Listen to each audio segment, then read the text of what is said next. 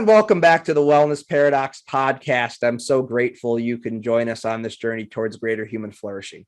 As always, I'm your host, Michael Stack, an exercise physiologist by training and a health entrepreneur and a health educator by trade. And I'm fascinated by a phenomenon I call the wellness paradox. This paradox, as I view it, is the disconnect between fitness and wellness professionals and our healthcare delivery system.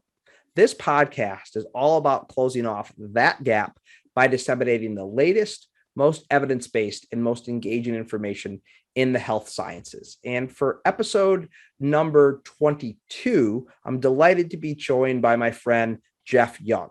Jeff is a kinesiologist in the New York area. Jeff and I came to know each other through the Medical Fitness Association, which you may have heard of on this podcast before. And this conversation is going to be a really interesting one because Jeff is what I like to consider a frontline practitioner. He's out there in the trenches every day working with the adult general population, with people who have chronic diseases and disabilities. And so he's going to talk about this conversation of bridging the gap between fitness and medicine from very much a practitioner perspective. Last week on the podcast, we had Kate Collins from the ACLM who talked about it from the medical perspective and from the top down. This one's going to be from the bottom up. And that's a conversation that excites me very much because that's where we can effectuate the most direct change. And I think that that's where the vast majority of the people that listen to this podcast are at this point. Jeff's perspective is unique, I think, more so than any other reason for the fact that Jeff's a put his money where his mouth is kind of guy. Like, he has seen issues for a 26-year career in fitness and medical fitness. And he's actually doing things on a day-by-day, week-by-week, month-by-month basis to actually address those issues. I often like to say that people are long on ideas, but they're very short on execution. Jeff sees issues and then he executes based upon those issues to make sure he can put a plan or an intervention in place that addresses a problem. And Jeff's problem that he sees is the same problem that I see. We're very much kindred spirits in the sense that he sees this gap between fitness and wellness and healthcare delivery, and he's working to close off that gap. And this is a great conversation because it's at the grassroots ground floor level of the practitioner. So in case you can't tell, I'm very excited to dive into this discussion. Any additional information that we want to share from this episode will be on the show notes page. That's going to be on wellnessparadoxpod.com/episode 22. I hope you enjoy this conversation with Jeff Young.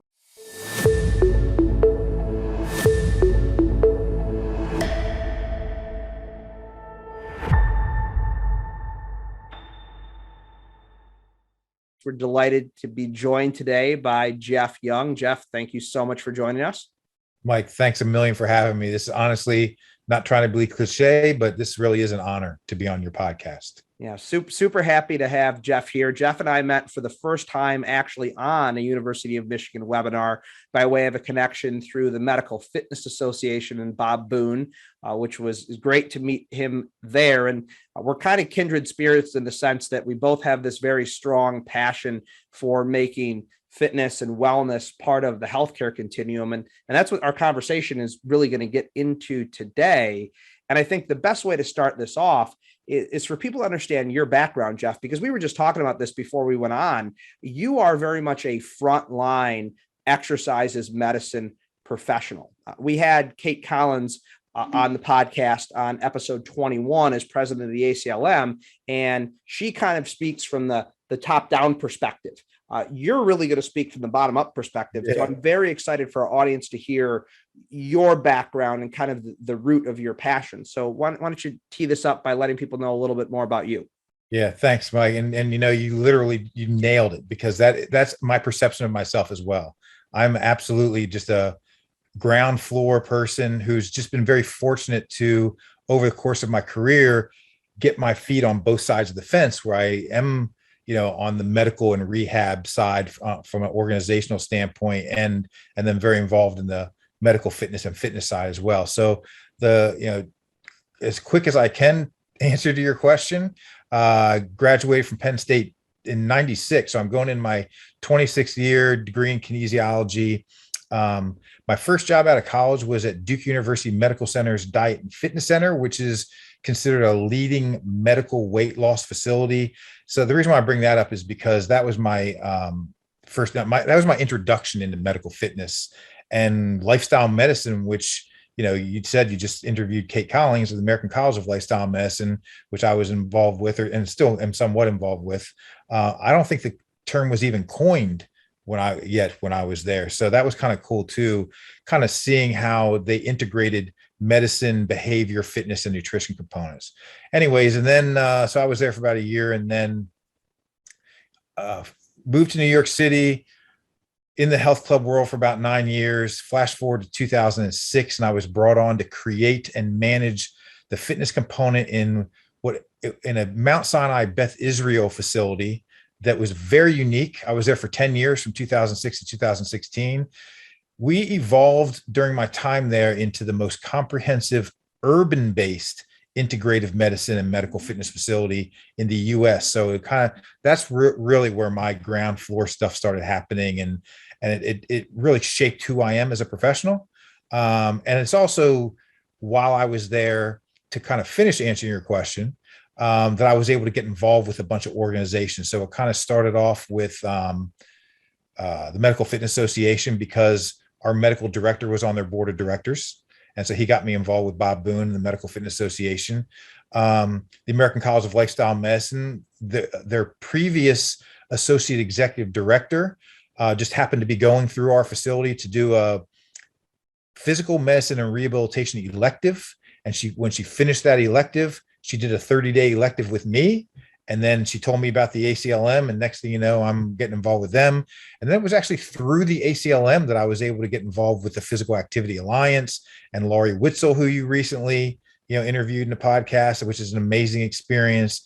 And then just through various other things I'm involved with. I'm on a couple committees for the American College of Sports Medicine's Greater New York Regional Chapter, chairing the NSCA's Special Populations Group, et cetera, et cetera. So, but the point of all is, and also the American Osteopathic College of Physical Medicine and Rehabilitation. It's physiatry. I'm really involved with them, and I'm also involved with the American Physical Therapy Association. But the point of all is, I wear a lot of hats, but you can kind of categorize those hats as to being on one side of the fence, medicine and rehab, and the other side of the fence in fitness. Great. So that's a great summary of a long period of time, and you've really seen this field grow up to a great extent, which is exciting. I'm telling you, I'm so glad you said that, because I never heard the term medical fitness until 2006 when I started in this Mount Sinai Beth Israel facility. So I didn't know the term existed. And then when I realized it did, because we called it a medical fitness program, I was thinking to myself, this is actually what I was doing at Duke, or at least very similar. And so, yeah, I don't feel like I'm a pioneer, but I do feel like I got involved really early in the game when it was still kind of in its infancy stages. And I still don't think it's a whole lot out of its infancy stages. It's probably crawling towards adolescence or something like that. Yeah. Yeah. Well, you said to me, you actually said this a couple times to me, that your entire professional world really revolves around building this bridge. Like you've said it, you've had your 1 foot in the medical community, 1 foot in the fitness community, and you're very passionate about building this bridge, which is, ironically, that's a term that's used a lot. The NSCA uses the term, build the bridge. Why are you so passionate about building this particular bridge? Yeah. So when I was at Duke, I'm green. I just graduated from college. I feel like I can take on the world. You know how it is when you first graduate and you think you know everything and the world's your oyster and all that stuff. And now here I am at Duke Medical Center, Diet and Fitness Center, and I'm all excited and everything. And like I said, no one does things perfectly, but in hindsight, I could see how well they did it, because once again, we had medical, fitness, nutrition, and behavior components, which are, for the most part, the primary pillars in lifestyle medicine. And we did do a good job of integrating and connecting with each other. And the referrals, the patient referrals to the exercise component were literally integrated into the system. It was built into the system. And like I said, we just did a good job of communicating with each other. And because it was my first job out of college, I just kind of assumed that there were more facilities like this, and that the facilities like this is how they work. Flash forward to 2006 and getting involved with this Mount Sinai Beth Israel facility, which in my introduction, it might have sounded like I'm kind of boasting about it. Oh, we're the most comprehensive, blah, blah, blah. But the truth is, it was a microcosm, in hindsight, especially. I can see it was a microcosm of what's going on in the world, in the medical world, in the sense that we were very fractured. Everyone's operating as their own entity. The referrals to the fitness component weren't happening at near the rate and level they should have. And that's actually real. And then fortunately, we had a medical director who got it and was, like I said, he was involved with the Medical Fitness Association, got me involved with them. Once I started going to the MFA's national conferences, regional conferences, presenting, but also getting in candid conversations and collaborating. It's those candid conversations that you learn more from than anything, where people are just being honest with you. And you're starting to realize that, no, this isn't just a problem at Mount Sinai Beth Israel, New York City. This is a nationwide problem, that there's just this disconnect. Even at medical fitness facilities, there's a disconnect. And that's the root of my passion. That's when I started realizing, you know what, I'm a competitive person. As you can tell, I'm a talker and I'm a vocal person. And I just thought to myself, you know what, I'm not going to be quiet about this. And the more confident I got, and the more I got involved with organizations, and the more I had these candid conversations and realized I'm not the only one thinking this way, the more I started to be like, yeah, I'm going to try to be as much of a voice for this, bridging the gap that we talk about all the time, but that unfortunately is a little bit cliche, and it's not happening to the level that it should. Yeah, I think you're right. And we don't need one more position stand. We don't need one more slogan. Yeah. We don't need one more statement. My God. What we need is action. And I think what's particularly poignant for this conversation for our audience is that we are talking to people who are at the grassroots level of this, that can actually effectuate change on a day-by-day basis with their patients, with their clients, with the relationships that they build. And I think that I can sense the frustration in your voice that this isn't further along than what it is. And yes. I think that frustration is palpable amongst our industry. And I'm curious from your perspective. And although you say that you weren't a pioneer, you were definitely a pioneering part of this initiative in the country from the mid 90s through to present day.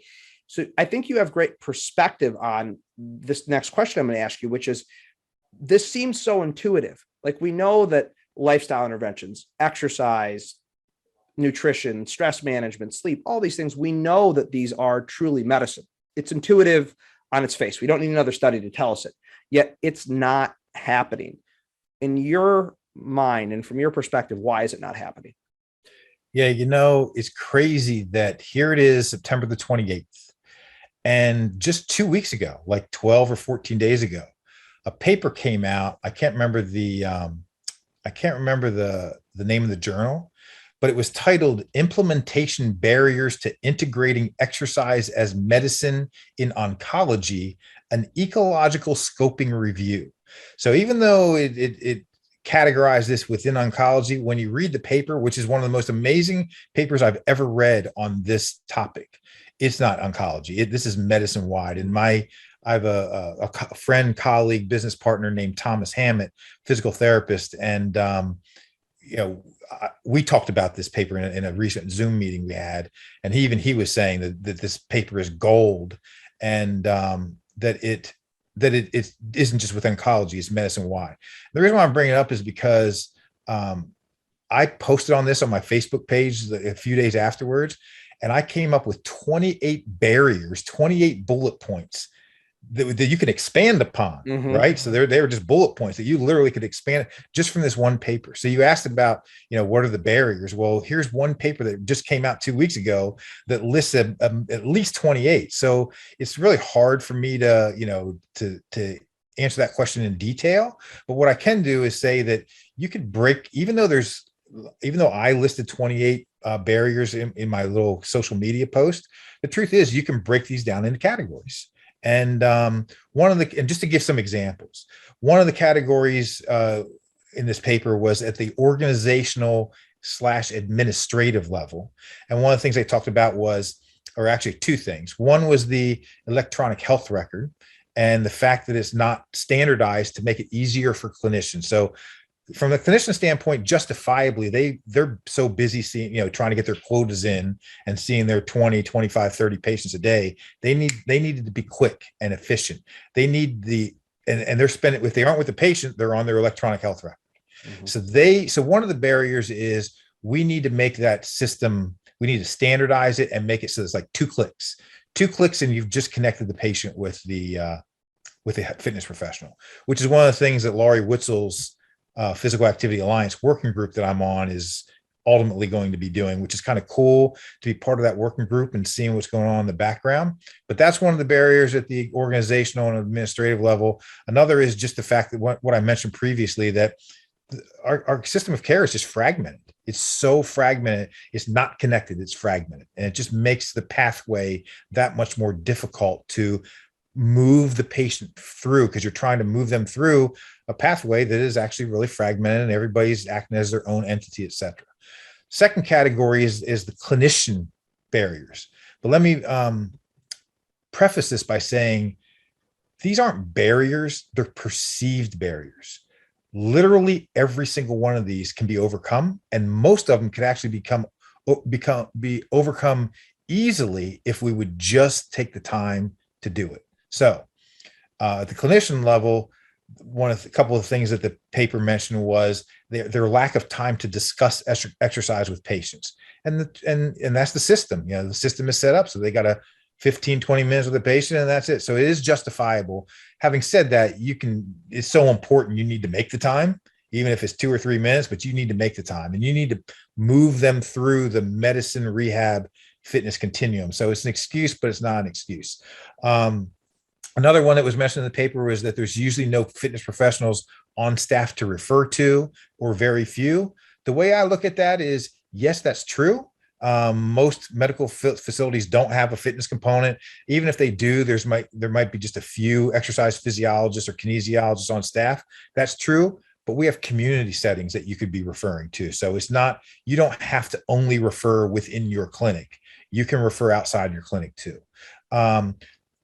They don't know. Well, generally speaking, questions I've been getting all the time over the course of the last 16, 17 years of my career. We don't know what qualifications to look for in a fitness professional. What are their qualifications? How do we find them? Because there's no one clinician-friendly database that we can just tap into. It's a major problem. And also, how do you vet from their standpoint? How do we vet fitness professionals? What's that process we go through to determine that they really are competent to see our patients? And then also, we don't speak the same language. But from their end, from clinicians' end, part of the problem is, med school is not teaching exercise science. And so, they just don't speak our language of exercise science and strength and conditioning. And lastly, so many of them are not either exercising, or more specifically, they're not getting under the bar and strength training. And you're not going to advocate for what you don't do. So there's a barrier. And then lastly, from the patient level, you can kind of just break it down into 3 things for the most part.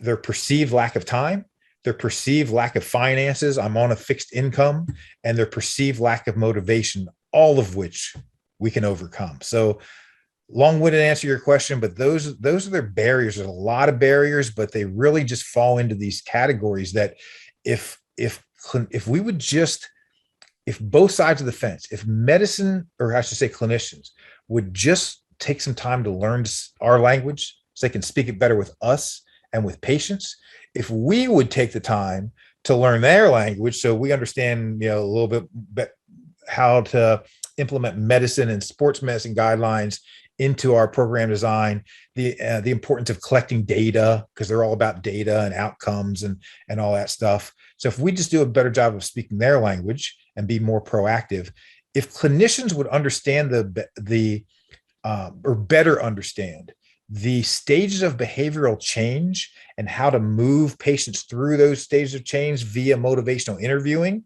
and understand their power as a doctor's orders type thing, and the fact that just understand their role better, and that they have the power more so than the patient's family or coworkers or friends to get them to do something, especially if they're in there, they have diabetes or a knee issue or something like that. Use that as a point of reference to say, we need to get you on a long-term exercise program.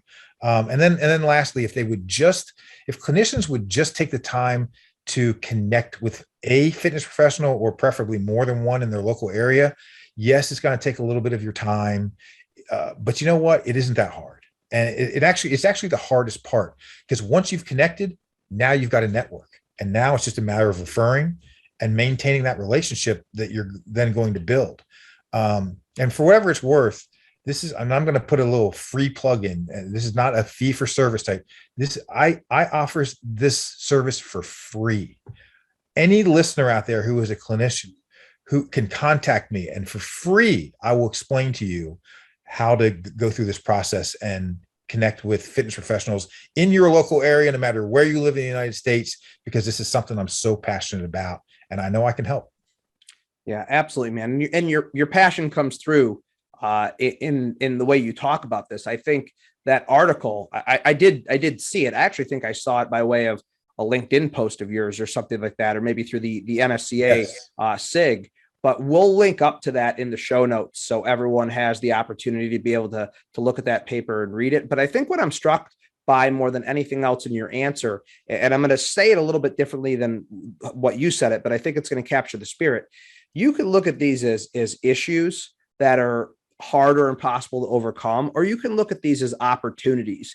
And if we start to look at these as opportunities to develop a comprehensive interdisciplinary system of care, then we can move the needle. But I think people look at it from the negative valence more than the positive valence. And I think that in and of itself is a big barrier. But the bottom line to all that you said is all of this can be overcome. We're not talking about curing cancer. We're not talking about putting a man on Mars. We're talking about just putting in the hard, gritty work to get an initiative off the ground and implement it. And I think that is such a point that resonates, I think, with particularly a lot of the fitness and wellness professionals that are listening.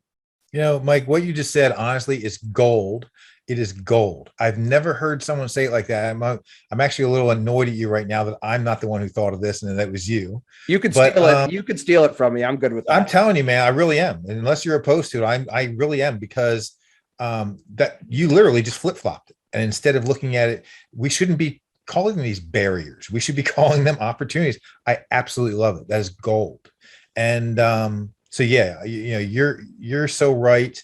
These really are opportunities. And the last thing I'll say, piggybacking off what you just said, is I literally just had a meeting with my friend and colleague, Thomas Hammett, physical therapist. And we were just talking about like this move more versus exercise, like structured progressive exercise continuum, and how it tends to be polarized, and people tend to be on one side of the fence or the other, when it doesn't have to be, and it shouldn't be that way. You can move more, and you can be in structured exercise. But one of the things he talked about, and it's our brand that we're building, is and I can't remember exactly what you said, but you had mentioned cancer somehow. And we brought that up in our conversation, how if someone has cancer, and I hate talking about it, because cancer is just not a fun thing to even bring up, but if someone's diagnosed with cancer, 10 oncologists or clinicians out of 10 are going to recommend surgery to remove it. And then, the treatment, chemotherapy or radiation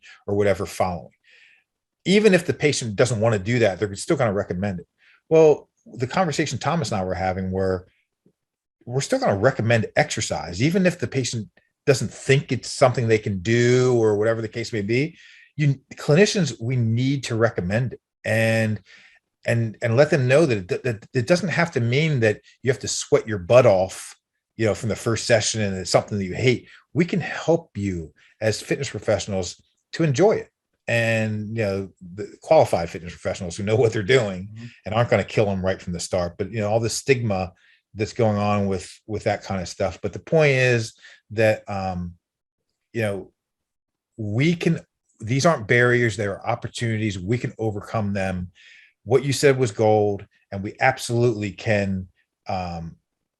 Clinicians can play a better role in getting their patients to understand the importance of progressive, structured, goal-oriented exercise, and then move them through the continuum to us so that we can do our job. Let me actually say one last thing. I collaborate with Jeff Duran, who is the chair of the board of directors for the Medical Fitness Association. And one of the things that he recently said in one of our meetings was, and he's so right, he said, we want clinicians to understand that we fitness professionals are hungry dogs. All you literally have to do is get them to us. Like you don't even have to do a whole lot of selling. Just get them to us for that initial consultation and assessment. We will take it from there. And if we could just get clinicians to understand that, you don't have to sell exercise for lifelong if you don't want to, if that's not something you feel comfortable with. Just sell it enough to get them to us and let us do our job of taking it from there. So, yeah. Yeah, that's great. And I want to ask a question regarding what you just talked about with regard to kind of some of this tribalism that's developed around physical activity versus exercise. And physical activity is certainly important, and you're not saying that it's not. And I think we would both agree that it is a gateway to more structured exercise. But you said something earlier that I'm going to bring back around right here. And I'm going to ask you to be succinct, because I feel like we could talk for 3.5 hours on what I'm about to ask you right now. But the emerging research on strength training and its role in disease prevention, longevity, vitality, there is something that is unique about strength training compared to other exercise modalities. Just touch on that real quick to make sure we put this out there. Yeah. You know, Dr. Stephen DeVore, who's, I know he's a fellow in the ACSM, and he taught ex-phys at Ohio State for like 20 years. And he was part of my ACLM group that I chaired for a while. And he brilliantly said that resistance training is a virtual panacea. So it's a remedy for nearly every illness or condition you have. And I learned at Penn State as a junior, so 1995, like 26 going on 27 years ago, from Dr. Bill Kramer, who built the National Strength and Conditioning Association. He told me, I had him as my academic advisor my senior year, and he was the first one to tell me that resistance training has a positive effect on more systems in the body than any other form of exercise. It is so underappreciated and underutilized in medicine. And yet here it is, the most, a mode of exercise that has a more positive effect on nearly every system in the body than any other form of exercise. So that's exactly right. If we had time, we could sit here and just break it down by system and just talk about its positive effects on the cardiovascular system, the pulmonary system, musculoskeletal, neurological, et cetera, and really start giving it more clarity. But yeah, I wish clinicians understood the power of a structured resistance training program, and that all we have to do is get people out of a beginner range of strength. We don't have to turn them into meatheads. We don't have to get them in the advanced elite stage where they're, squatting 3 times their body weight, et cetera. But we do have to get people out of the beginner range of strength, because there are so many positive benefits from a mental health standpoint, right? Sleep, physical function, metabolic, you can go on and on. Just getting so many people are just weak and deconditioned because they're not meeting the minimum guidelines. And if we could just get clinicians to understand the importance of that, let me finish with this: the fact that you can use the FIT principle to easily design an aerobic program in 10, 15, 20 minutes for somebody, a flexibility program in 10, 15, 20 minutes for somebody. But I think that maybe part of the reason why they avoid, and look, I'm totally guessing, so I'm painting a broad brush, I could be off here, but I think maybe one of the reasons why they're avoiding resistance training is because it's not so simple. You have to teach proper form, and there's how many sets do you do, and how many reps, and how much rest period, and what's the tempo, what do I do when someone has knee and hip and low back conditions, and how do I alter it? There's so many variables involved in designing a fitness in a strength training program, but this is just another reason why you need to connect with us, because they need to strength train, and you need to connect with us so that we can help them do that. Yeah. And this is definitely a conversation that we're going to be having in the future. Like this is, as more and more research comes out, and I don't know what your perspective is on it, but my perspective has been on the kind of explosion of strength training research, is that as technology has gotten better, if you think about aerobic research, DB Dill, Harvard Fatigue Laboratories, up through the 70s and 80s, pretty non-sophisticated equipment, metabolic cart, gas exchanges, treadmill, not really complicated. You want to quantify things with strength training, you're talking about triaxial accelerometers, you're talking about motion capture, you're talking about biopsy, just all these things that are more complicated. And I feel like as technology has advanced, it's now started to open up our understanding from a research perspective clinically on strength training. And my hope is conversations like we're having, as well as all the great literature that's out there, will really help that become. I wrote an article once that was, strength training is the new cardio. And like, I feel like to a great extent, I feel like that's what's happening. But again, I don't want to go down that rabbit hole too much, because I think that we have a lot of other important things to talk about. But just so everyone's listening knows, we will be coming back to that in a future episode with Jeff and I to talk a little bit more about that. Absolutely love it. So let's move on. You mentioned Dr. John Bonet, who you're working with, and you co-authored a book on this specific topic. Tell us a little bit more about this book, because I think this is a great resource that professionals that are listening could go to for assistance. Yeah. So first of all, thank you, and I appreciate it. And this was a kind of a crazy situation how it all came about, because I'm a procrastinator like a lot of guys, and when it comes to writing, I absolutely just struggle to get started. That first sentence just will take me 10 years to even write down. But then once I get going, I'm a madman, and you can't stop me. But basically what happened was I was chairing this fitness and medicine member interest group for the American College of Lifestyle Medicine from 2017 till earlier this year. And in 2000, I think it was 19, I was contacted by the founder and at the time was the current executive director of a sister lifestyle medicine organization, who basically asked me if I would create a certification series for their medical organization, which was really exciting. It was a big undertaking, but it was exciting. And it was supposed to include a kind of like a CPT, for general population, certified personal trainer. But, I'm just using it as a parallel, but it was like kind of like the CPT content, a CSPS content, certified special population specialist. And then we were talking about the potential of, including athletes as well.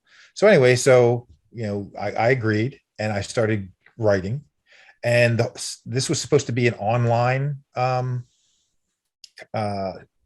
course. So it was supposed to include the hard copy textbook, but then videos to bring everything to life, to bring all the chapters to life and stuff like that. So it was a big undertaking, but I was excited about it. So I took it on, and then the pandemic happens.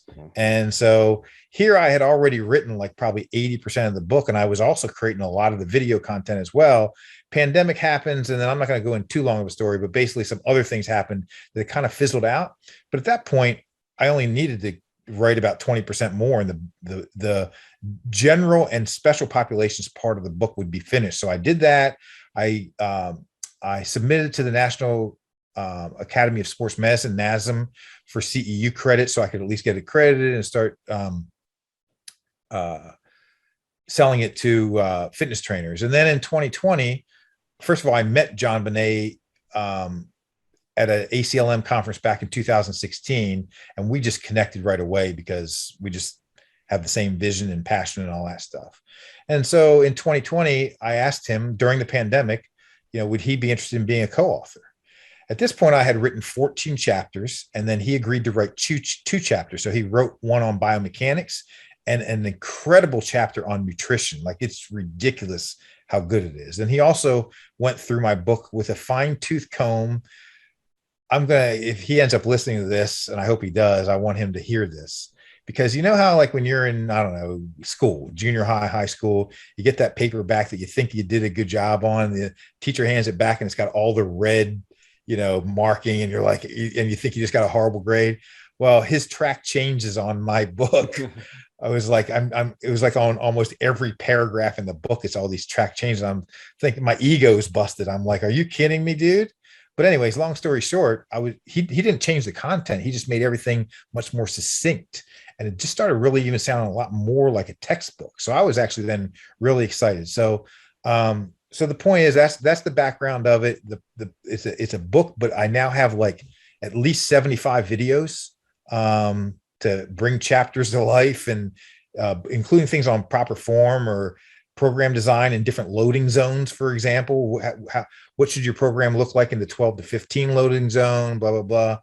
From like a table of content standpoint, very briefly, covers the principles of exercise, progressive overload, sales, general adaptation theory, syndrome, et cetera, the things that we really should know. But then the book is written, it's in two parts, a part for like able-bodied general fitness, and then a second section of the book for medical fitness. The general fitness part covers literally everything you'd want to know when it comes to designing a program.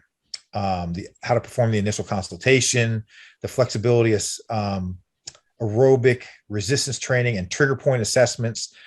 But in more of a, I wish there was a way I could actually show this, but in more of a what actually happens on the front line type way, not, as in exercise science, we'll learn things like maybe the step test for aerobics and 12-minute walk run and stuff like that. Well, guess what? Sometimes we don't have the room for that, or we have clients who are just mobility issues, hip or knee arthritis, stuff like. Now, what are you going to do? We didn't learn this in school. So the point is that I come up with ways that are a little bit more realistic in the real world. And then I describe periodization. We learn periodization in exercise science, macrocycles, mesocycles, microcycles, undulating. A lot of times, and it's always described as it applies to the athlete prior to competition. Well, guess what? First of all, for a lot of people, they don't understand those terms, and their terms turn them off, and they don't want to learn it then. Or they think that it only applies to athletes and don't realize that the concepts also apply to general and special populations. So I like to describe it. How do you design a program in the scope of a session? How does that session fit in the scope of a week? How does that week fit in the scope of a phase? And should that phase fit in the scope of a cycle if you're talking about a linear model? So the point is, I just try to make things a lot easier to understand. And then lastly, in the medical fitness section, I have a section on musculoskeletal conditions and how to insert that into your program design, like knee-friendly, low back-friendly, shoulder-friendly, and neck-friendly exercises. We have a section on cardiovascular conditions and program design for that, pulmonary, obesity, type 2 diabetes, cancer survivors, Parkinson's, and multiple sclerosis. So a lot of the common themes that you'll see out there. Two last things. One is that this is not just for personal trainers. This actually is probably written the reason why I started off by describing that this was written for or originally designed for a medical organization is because I want clinicians to read this book.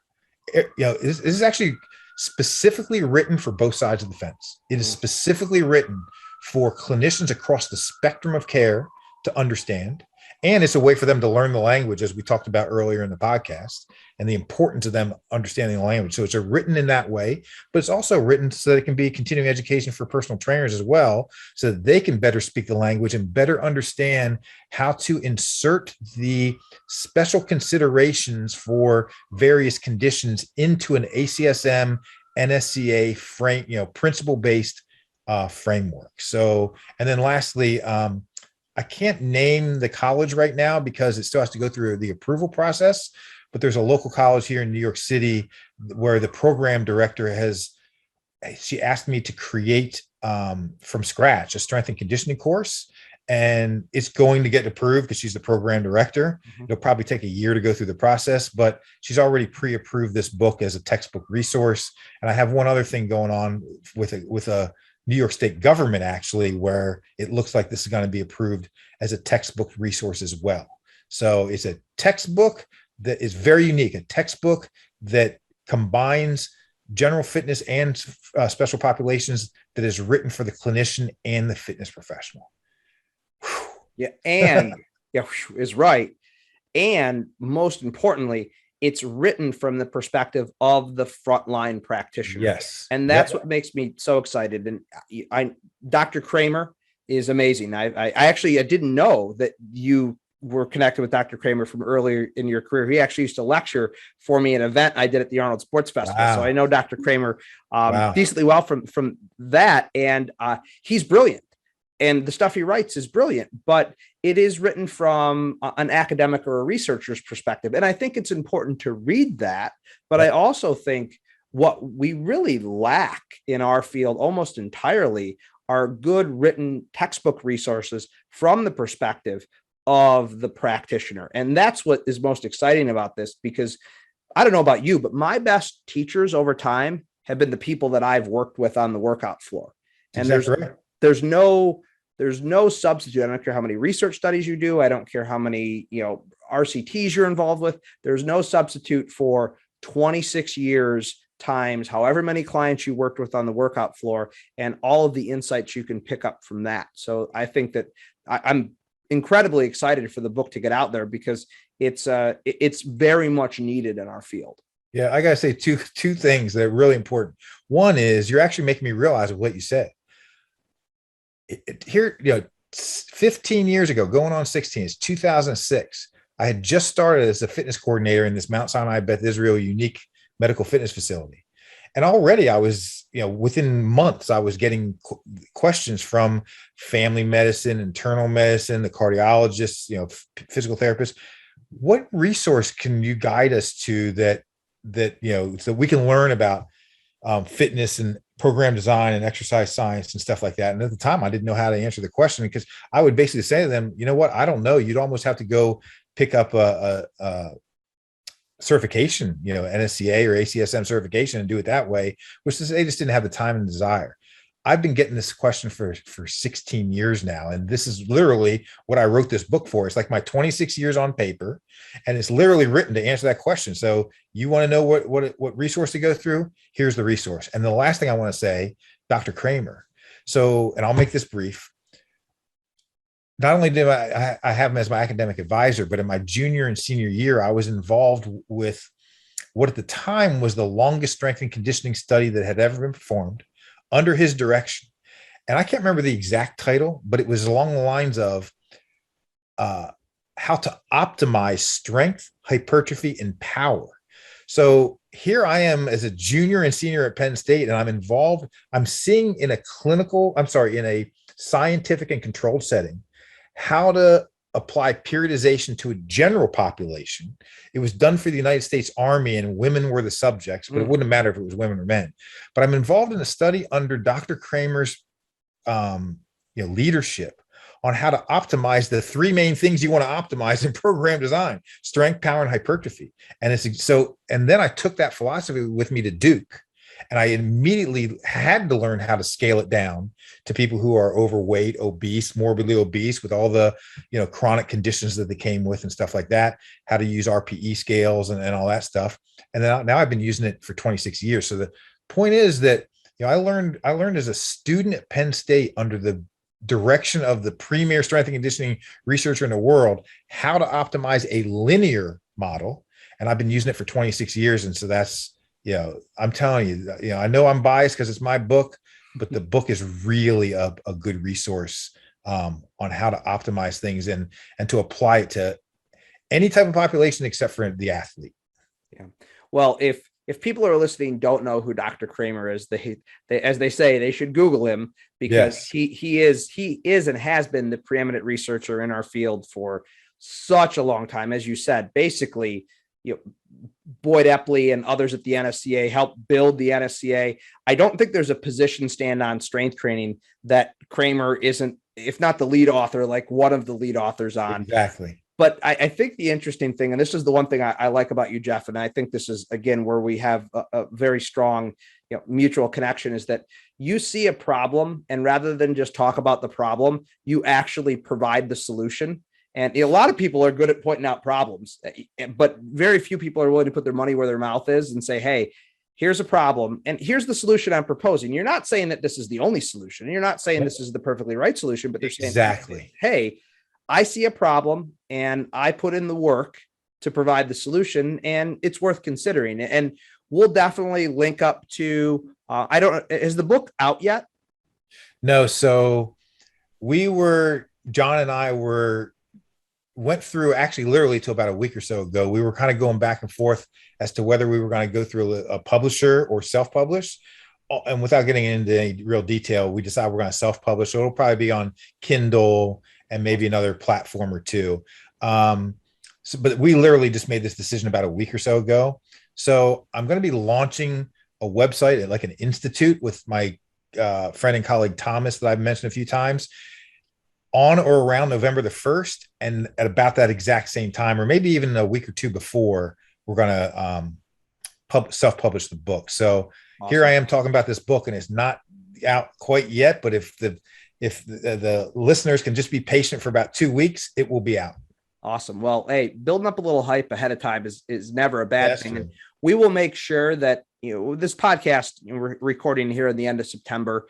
Hate to spoil the cinematic drama here, but we don't record these podcasts live. So this is probably going to come out in early part of or middle part of October. And then so at that point, we'll try to get links up on the show notes page. We'll definitely update them. And if anyone's listening to this and they're not sure how to get a hold of this, we'll make sure we have contact information for Jeff on the show notes page. You'll definitely be able to get your hands on this book relatively easily. And I can't be more excited about this. I think it's a much, much, much needed resource. And personally, I'm excited because I think this is something that we'll be using in some way, shape, or form at U of M to teach our students. So this is congratulations for putting your money where your mouth is. If more people in our world did that, our world would be a better place. Yeah, I really appreciate it, Mike. I appreciate this platform to be able to talk about it. And, and you're right. We are absolutely kindred spirits. And I'm just excited to be here talking to you about this. So as far as where people can go to find out more about you and the projects you're involved in, where would those best places be? Yeah, honestly, that's an easy question to answer, because of all the social media platform, your main ones, your IG and Facebook and Twitter, unfortunately, I need to become more of an IG guy. So I'm just not doing a whole lot on Instagram, although that's going to change in the near future, from a marketing standpoint and everything. So my handle is at JYKines, JYKINES. So you can find me on Instagram at JYKines, YouTube, my channel at JYKines, same with Twitter. But I post the most on Facebook, actually. I'm a Facebook guy. So probably the best way to connect with me is through Facebook. Or actually, my email address is JYKinesiology, KINESIOLOGY at gmail.com. You're more than welcome to email me as well. But those would be the best ways to connect with me. My personal website, I mainly just use as a Who is Jeff website. So directing people there wouldn't really be worth it.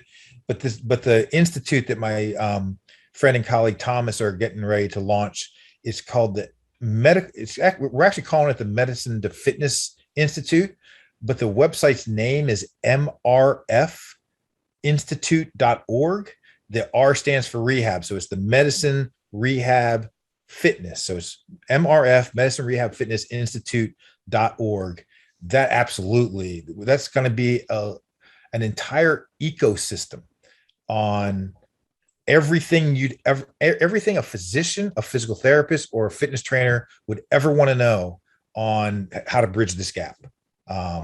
So that's the other way to connect with me as well. Great. And we will link up to all of that in the show notes page. It's certainly, I think, social media it is the double-edged sword, of course, but being on there and the information that you can disseminate, and again, this being part of the the NSCA special interest group. I see a lot of the info you put out. I see some stuff on LinkedIn, and I think it's a great way to keep current. And we'll link up to all of that for everyone on the show notes page, just so they have the opportunity to just be able to click through and find it. And I think, certainly if you're intrigued by a lot of the stuff Jeff is saying, just reach out to him. I think the one thing that is very clear to me about you is you want to have conversations about this. Absolutely. The way to make a change is to, have as many conversations as you can. So I think, networking and connecting for something like this is such an important thing. Absolutely. 100%. Well, we're going to round this up on a question that I think is really important. And we've been talking about throughout this entire conversation about, bridging this gap and making, fitness and wellness a part of healthcare delivery. And that's really the mission of this podcast, is that this wellness paradox, as I view it, is that, you have fitness and wellness professionals that are very well suited to help improve the fitness and the wellness and the health of our population, but they don't interact with, they don't connect with, they don't speak the same language with the medical community. If you could distill down one thing that you think fitness and wellness professionals should be focusing on to make that a reality, speaking right to them, what would it be? Yeah. And first of all, it's a great question. It's the $1 million question. I hate to say that I'm not really sure I have the greatest answer to it, but I'll try. There's like the policy change level, like the Physical Activity Alliance and Laurie Witzel. There's not, they're doing their thing at the policy change level, and there's not a whole lot. Those of us at the ground floor, whether it's clinicians seeing their patients or fit pros in their settings, that are going to be able to do anything about that. There's then the organizational level, the American Medical Association or Heart Association, but also the NSCA, ACSM, et cetera. And unless you're involved at the organizational level, and then unfortunately there's not a ton that you can do there. But if you are involved, my answer to your question would be proactive, and now you're listening to me like, I'm involved in this stuff. Please reach out to me and let's collaborate and let's figure out how we can do things. But on the ground floor level, honestly, my answer to your question is we just need to be more proactive. That's honestly all it is. Just be more proactive. And, in a conversation I had with Thomas, not earlier today, but our last meeting, one of the things that he correctly said, which is it's frustrating, but it's the truth, is if you experience this stuff like you and I do, and you experience the disconnect, then you automatically develop feelings for it. Mm. And then you become, but then, what your level of concern is and how much you are willing to do about it is going to vary from person to person, but you've experienced it. So you're going to develop some sort of feelings about it. But if you haven't experienced it, how are you going to develop feelings about it? And that's part of the problem. Part of the reason for the disconnect is because if people aren't experiencing this, then how can we get them to have feelings about something that they aren't even experiencing? And it's a concern, and it should be a concern, but how do we get them to realize that it's a concern and to be more proactive about it? And that's the reason why it's a tough question, because I don't know the answer to that.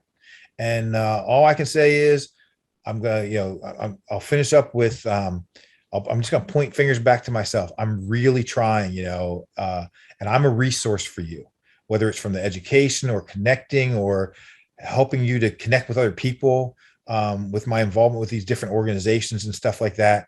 So if you want to be proactive, please reach out to me, and we'll have a talk, and I'll explain to you how you can be more proactive, whether you're on the fitness side or the clinician side.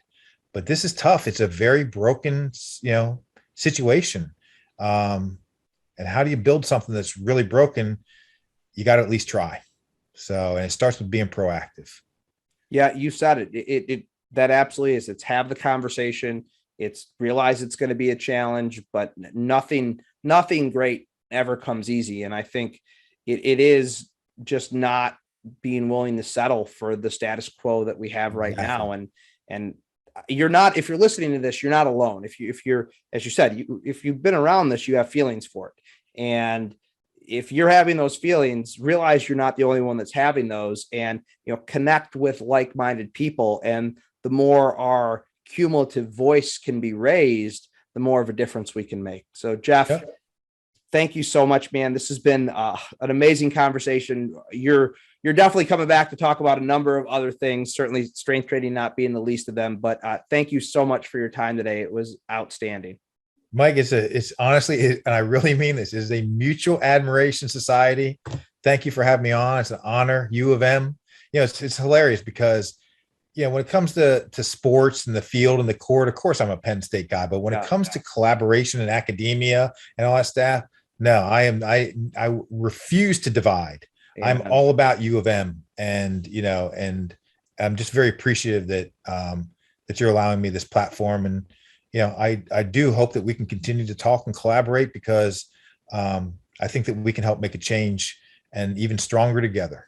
Well, I hope you enjoyed that conversation with Jeff as much as I did. If you found it valuable and insightful, please share with your friends and colleagues. Those shares really do make a difference for us.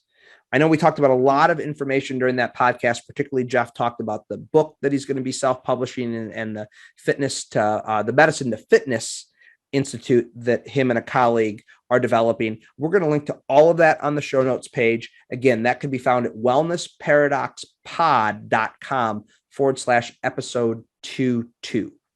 Please be on the lookout for next week's episode when it drops on Wednesday. And don't forget to subscribe through your favorite podcast platform. Until we chat again, please be well.